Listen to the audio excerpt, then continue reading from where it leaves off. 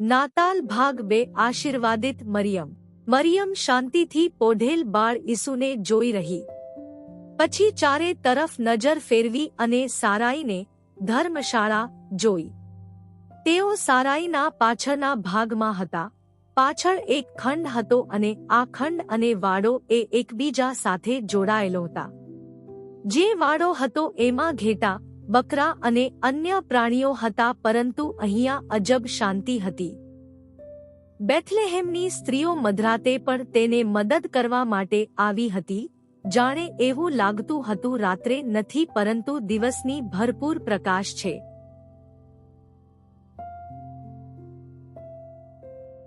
અચાનક જ મધરાતે સારાઈમાં પુષ્કળ આવન જાવન થઈ કે કારણ કે એક યુવાન મુસાફર મરિયમ ને પ્રસવ થવાની તૈયારી હતી।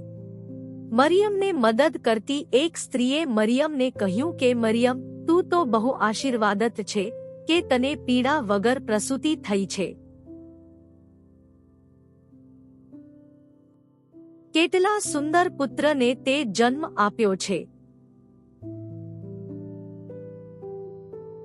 મરિયમ વિચારવા લાગી કે ઈસુના જન્મ પહેલા ગેબ્રિયલ દૂતે આપેલી વધામણીથી એ ચિંતિત થઈ ગઈ હતી, પરંતુ તે ખુશ પણ થઈ હતી કારણ કે તે પરમેશ્વરની યોજનાનો ભાગ હતી।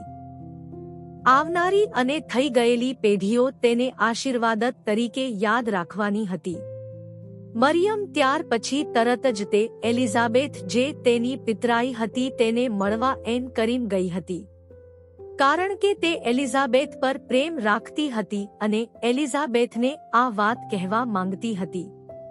પરંતુ મરિયમ હજી એલિઝાબેથના ઘરે પહોંચી જ હતી। ત્યાં પવિત્ર આત્મા દ્વારા ઈસુના ઓધાનની વધામણી એલિઝાબેથને મળી ગઈ હતી અને મરિયમને જોતા જ કહ્યું, એલિઝાબેથે કહ્યું, મરિયમ, તું સર્વોમાં આશીર્વાદિત છે। જ્યારે તે એન કરીમમાં હતી ત્યારે જ તેના ઓધાનની વાતો નાઝરેથમાં થવા લાગી હતી।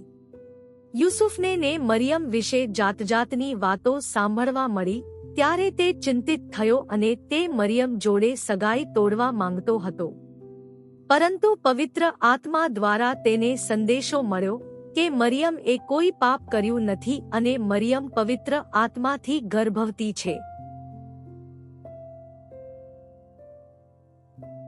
યુસુફે દૂતે તેને જે કહ્યું હતું તે પ્રમાણે તે મરિયમને તેડી લાવ્યો અને યુસુફે મરિયમને કહ્યું, મરિયમ, તું તો આશીર્વાદિત કારણ કે તું ઈશ્વરના માનવ અવતારનું તું વાસણ બની છે। શાસ્ત્રોમાં પેગંબરોએ લખ્યું હતું કે મસીહા દાઉદના કુળમાંથી આવશે અને દાઉદના ગામમાંથી તેનો જન્મ થશે, પરંતુ મરિયમ અને યુસુફ તો નેઝરેથમાં છે। પરંતુ પરમેશ્વરનો શબ્દ ખાલી જતો નથી।